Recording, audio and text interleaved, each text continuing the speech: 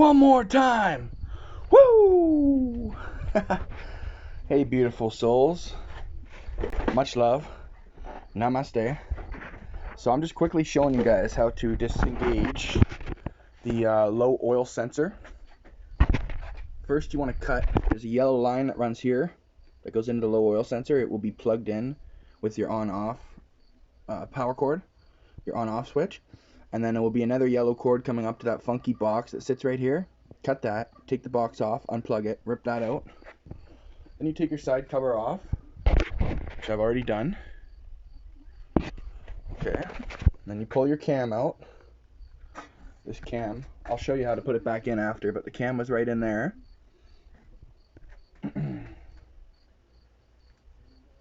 And that's right where your you see the cam, that's the two lifters hanging down. The lifters hit the push rods up, and then the push rods hit the rockers, and then the rockers, on the other end of the rockers, the valves are opening. The rockers hit the valves, and the valve springs push them open, and the tension helps them close. But anyways, I've taken the governor out. You can see the governor would originally be in there on that pole. Okay, but this isn't about that. This is why I had to pull the cam out, because that nut right there, the cam's in the way of getting at it. I'm gonna pull that low oil sensor out right there. Unbolt those two, remove any washers, leftover nuts, anything you see. Then we're gonna rip this guy out here. Looks like that's probably a 15. So I'll pull that out and then I'll show you what to do next. Oh, and obviously I drained my oil first and took my clutch off. So I recommend for this, because it's kind of in there, you can see when I hold it like this, kind of hard to use a wrench in there 3 or 4 inches in. So you're going to want to use a nice long extension. Find it will make this even easier for you. 10mm bolts.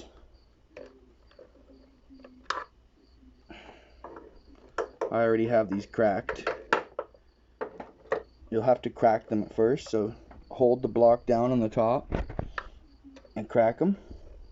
Okay, take these two out.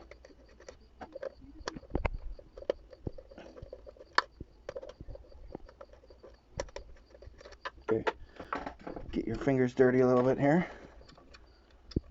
Boom, comes out one. Comes out two. Okay, and she's ready to come right out. Now we just have to take, there's a little tiny clip on here that you're going to want to rip off. You don't got to worry about saving this, because it's not like you're going to put this back in. And the whole purpose of doing this is, see how much space this thing actually really takes up in here? Well, first, taking this out, you're going to fit a little bit extra oil. You're going to be able to fit a little bit of extra oil into your crank. Second, you don't want the low oil sensor, because like, if it's sitting on a chainsaw, that's one thing. You want it. I mean, not sitting on a chainsaw. If it's sitting there on a log splitter or on a chipper or something, you want the low oil sensor, because you're going to have it running there for long periods of time without checking the oil. And you just want to be able to start up and go. And it's sitting still. But when it's on a go-kart or a mini bike, when you take a sharp turn, especially to the right, all the oil is going to come up to the side, inside the plate here. And when the oil pulls out of that low oil sensor on your turn, it's going to shut your motor off, because it's going to freak out and think, oh, low oil, shut down. Because this prevents it from running with quote-unquote low oil. But it doesn't work so well with go-karts and mini bikes, like I said, because the oil moves around in the case for brief periods of time, and this shuts it down. And if you're in the middle of a race or ripping around your backyard or on a big turn, you don't want it to just shut off. Okay, so I'm going to rip this guy out. I'm going to get a, looks like it's a 15. Let's see here.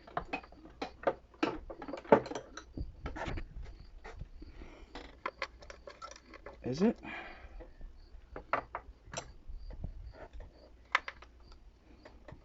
Yeah, I believe it is a 15. So I'm going to use a 15, pull that guy off, and then rip this guy out. And then from there, I'm going to show you how you plug this.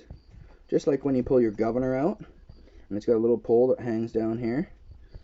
From there, you also have to plug this hole, right? Some people put a self-tapping thread in.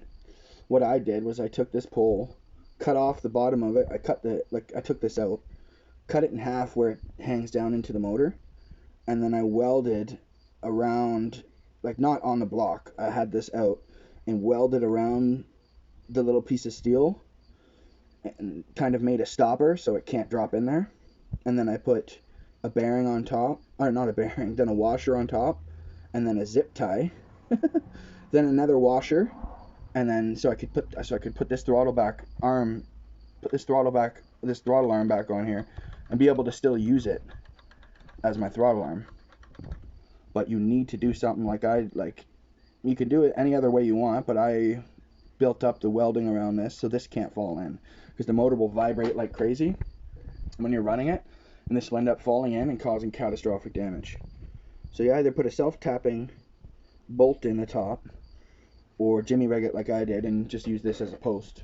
And over here, same thing. When you take this out, it's going to obviously be leaking oil out your block. So what you do is this is what I found to do it. Find a nice bolt, which I believe that might even be a 15 too, with which is a lock nut. You can see the rubber in there. Lock nut with a metal washer. This metal washer has rubber on it too. And then another rubber washer here, and this bolt. And then I'm going to also put silicone gasket, high heat gasket maker. You could use stuff for, you could use the silicone gasket maker for a thermostat on a car, like for sealing up the coolant manifold. You could use gasket maker for a valve cover on a car. That would be high enough heat rating, I'm going to say. Or you can use Honda Bond or another oil or waterproof gasket maker. But I'm going to say a valve cover gasket maker for a car should be great, or a marine one. But anyways, put it all over the bolt and all over this washer that's going to seal in there. And I'm going to probably turn this one around. This metal one has rubber on it too. I'm going to turn that facing the inside of the block, so then it's going to be like this, and that tighten in there, and you put gasket sealer all over that, all over the bolt, a little bit around on the inside of there, and then put it in and tighten it right down, really nice and tight, so it's not going to vibrate loose on you. You can even use some thread lock too if you want on the threads.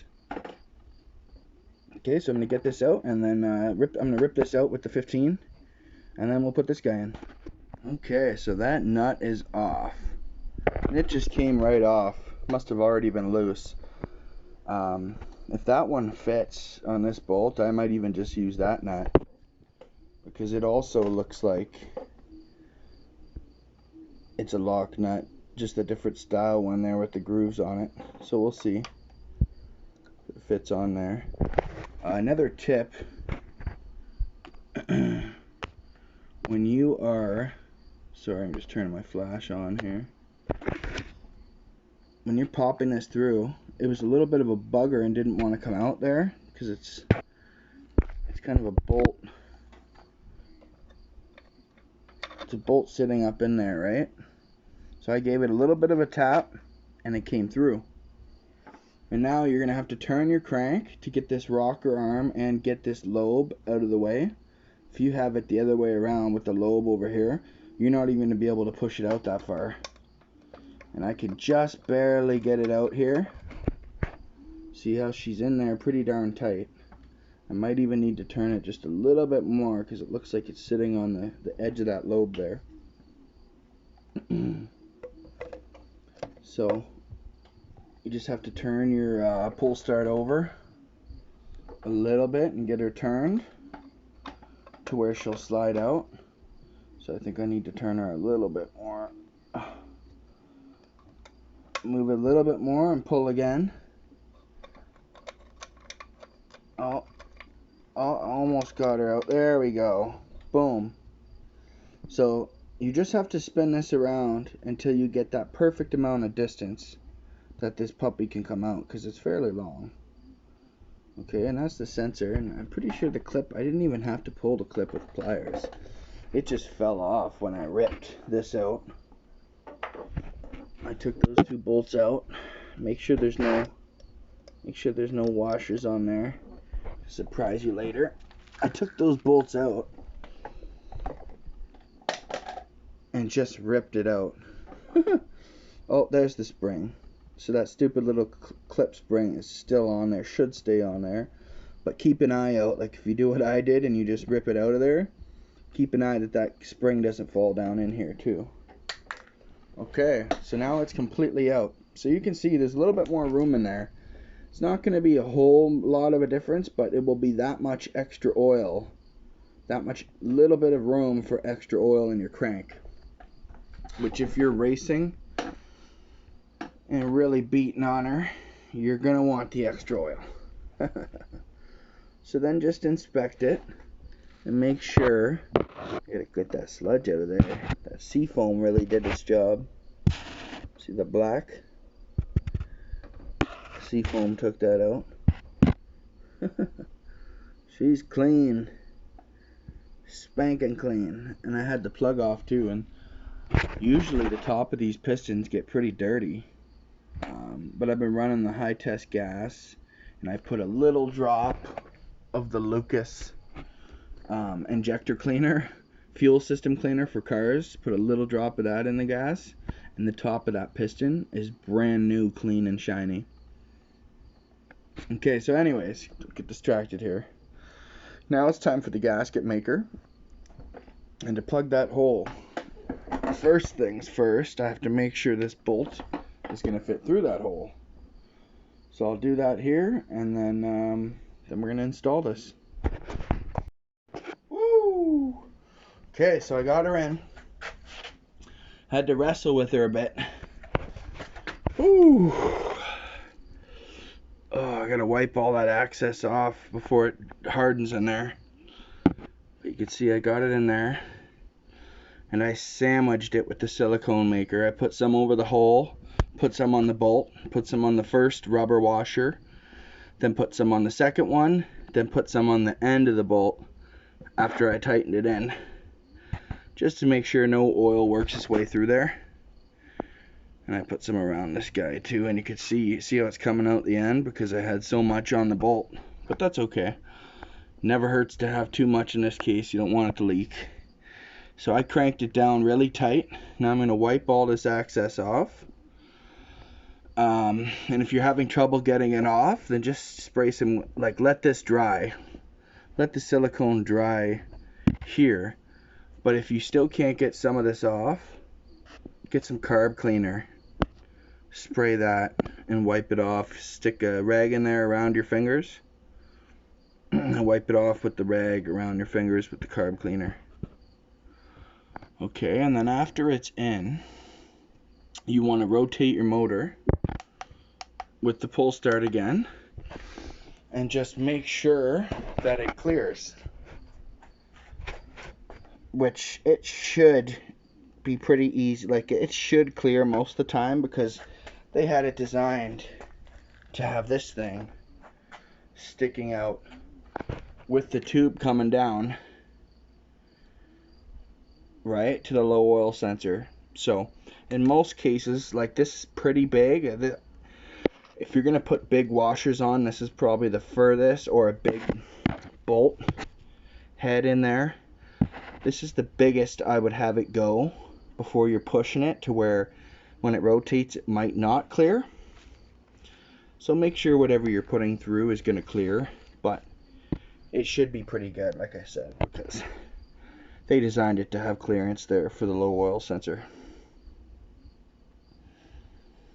Okay, so I'm going to let that dry for a bit. I'm going to wipe this down here, rotate it, make sure it clears, and then we're going to throw this cam back in. Okay, so we got the cam back in.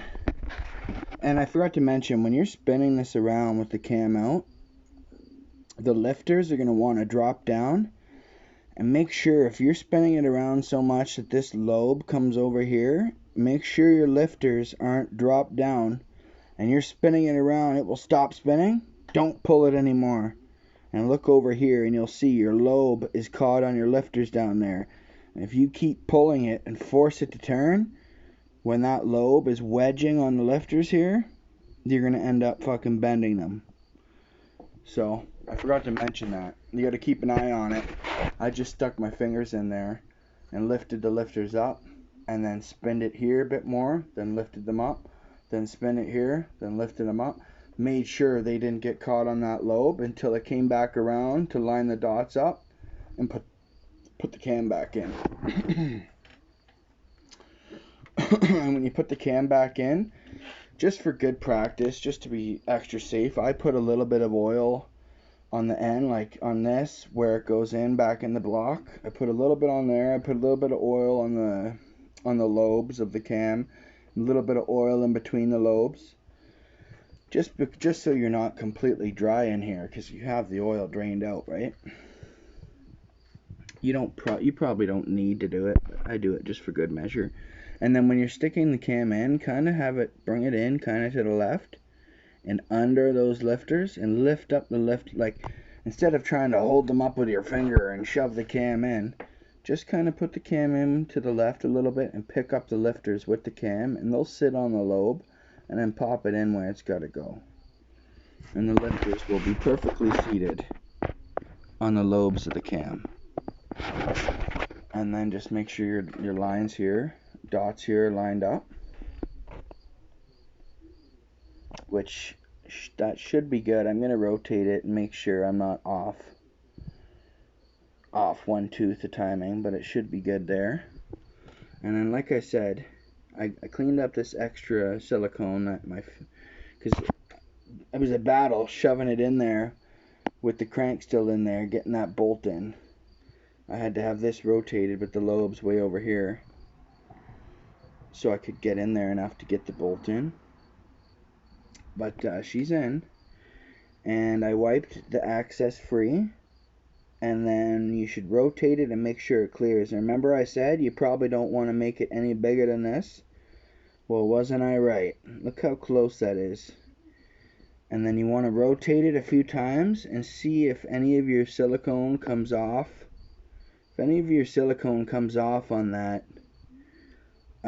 lobe on the crank, then you got it sticking out too far. It can't come in contact with this. Luckily, this is just fits in there tight that it's not going to make contact. I'm going to rotate it a few more times just to be safe and make sure it's not going to hit it. And make sure that's back in time, that these are lined up. I'm going to rotate it all the way around and see when it comes back around if the dots are lined up.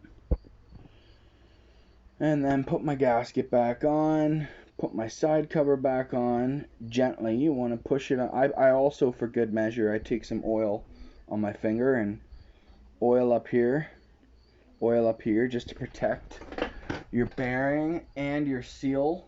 On the other side of this, on the outside, there's the rubber seal. You want to protect that too, right? Because it can start leaking out of that if you rip it. You don't want too much force going on that. So I put some oil on here, and then try to really evenly, like, rock it kind of back and forth. Try and push with your fingers. Try and push with your right hand here, left hand here, and put it on really evenly and slide it on there so it's not putting any excess force on that rubber seal or the bearings. And it should pop on there smooth. Make sure your gasket's on good.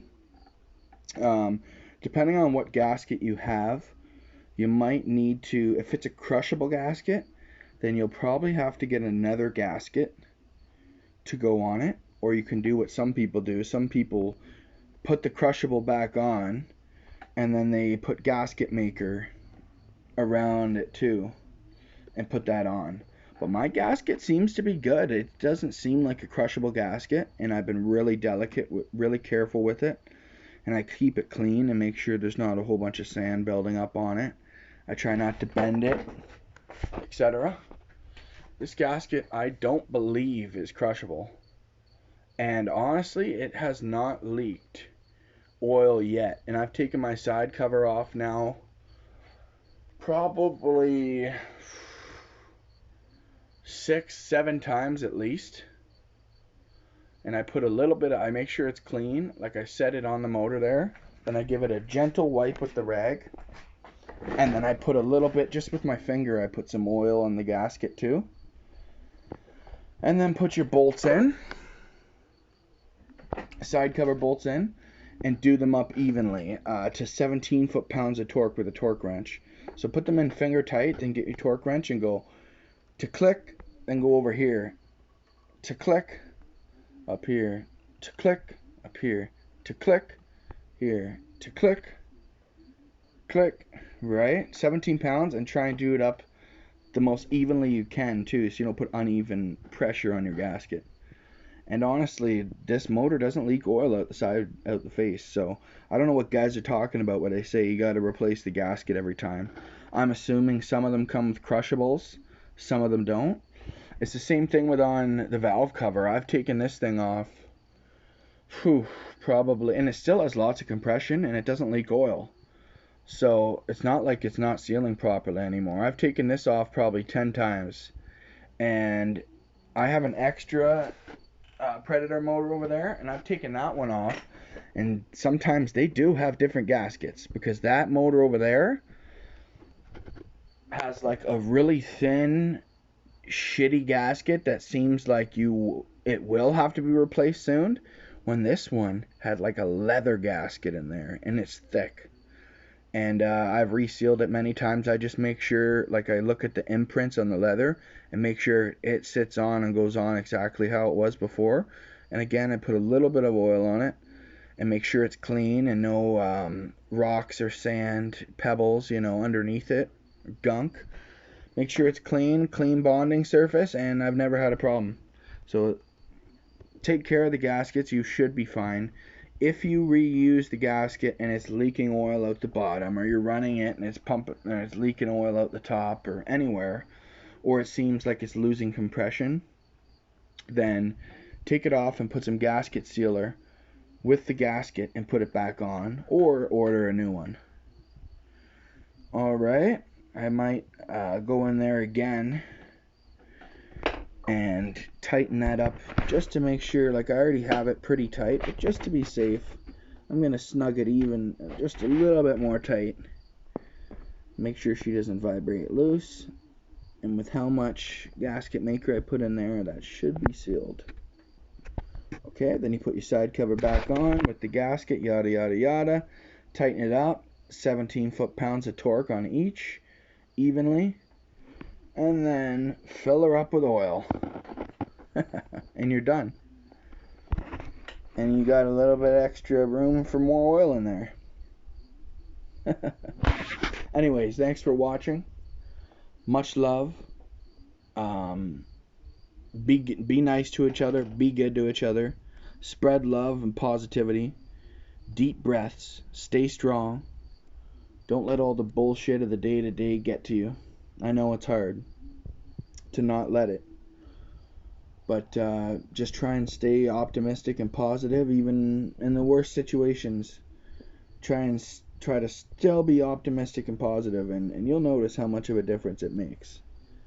Okay? And spread love wherever you can. It feels better to give than to get. Much love. One love. Woo! Namaste. Take care.